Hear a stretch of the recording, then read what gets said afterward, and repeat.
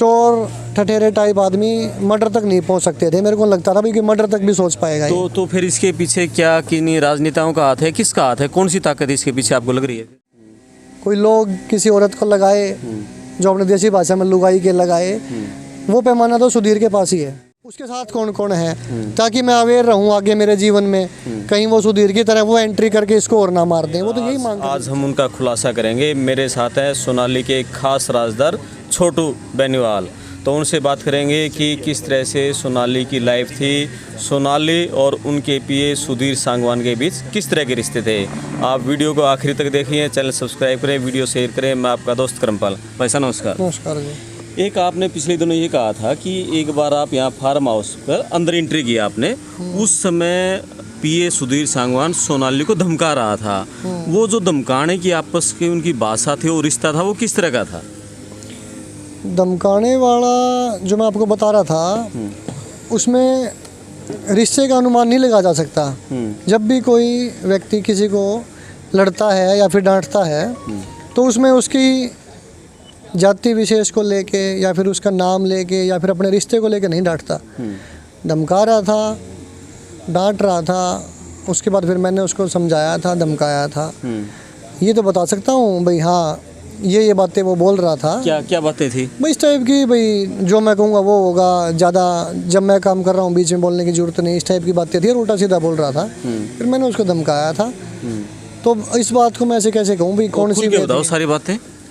नहीं खुल के तो रिश्ता कैसे बताऊँ मैं भाई? अपना वो नाम ले लेके थोड़ी धमका रहा था। बुआ तने न्यू कर दिया, मौसी तने न्यू कर बातें दिया। क्या हो रही थी उस समय? भाई वही कोई बात चल रही थी उनकी। मेरा एंटर करना हुआ कमरे में, और मेरे एंटर करने के बाद वो चुप भी हो गया था। फिर मैं बोला अरे क्या कर रहा था तू गंजे? फिर बोला ना कुछ नहीं, तुझे नहीं पता। फिर मैंने उसको थोड़ा धमकाया था।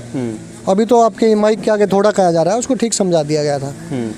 तो उसके बाद उसको मेरे से खतरा मानने लग गया वो। अच्छा, हाँ ये था। और ये बताओ कि जैसे अभी कुछ खबरें इस तरह की आ रही हैं कि उनका पीए से बढ़कर कुछ अलग रिश्ता हो गया था, और कुछ खबरें इस तरह की आ रही हैं कि उन्होंने आपस में दोनों ने लव मैरिज भी कर ली थी। इनमें कितनी सच्चाई लग रही है आपको? कहाँ से आ रही हैं खबरें? ये कौन कह रहा है आपको? काफ़ी सोशल मीडिया पे इस तरह काफ़ी खबरें चल रही हैं। बोला किसके द्वारा गया? किसने कहा भाई वो शादी भी हो चुकी है, ऐसा कुछ? उनकी कुछ फोटो भी आए हैं जिसमें कि उन्होंने हाथ में चूड़े भी पहने हुए हैं।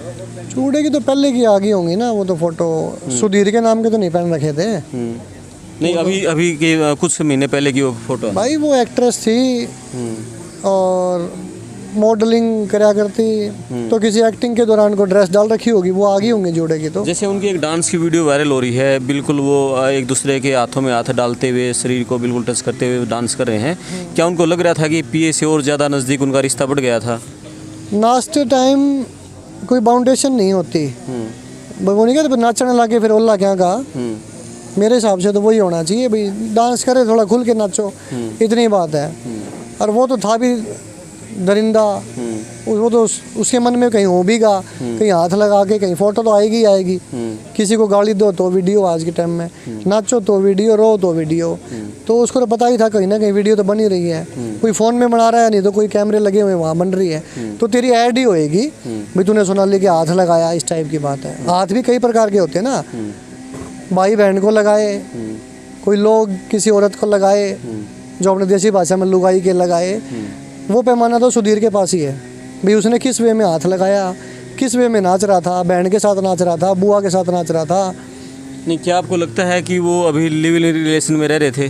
भाई सर्टिफिकेट तो मैंने देखा नहीं ना, ऐसा रिलेशन देखा जो अभी लगता हो भाई ऐसे थे। उन दोनों के बीच का जिस तरह का उनका इकट्ठा आना जाना, इकट्ठा रहना हर समय एक दूसरे के साथ, वो तो ऐसे पीए ही लगा मेरे को तो भाई। हाँ पीए ही है, नौकर टाइप ही, नौकर ही है उसका जी।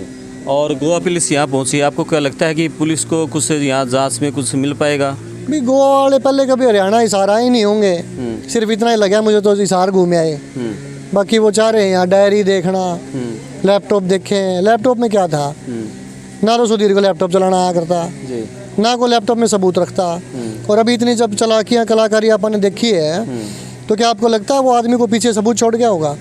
तो वो तो चलो आगे घूम गए, यहाँ का माहौल देख गए, सिर्फ इतना ही है।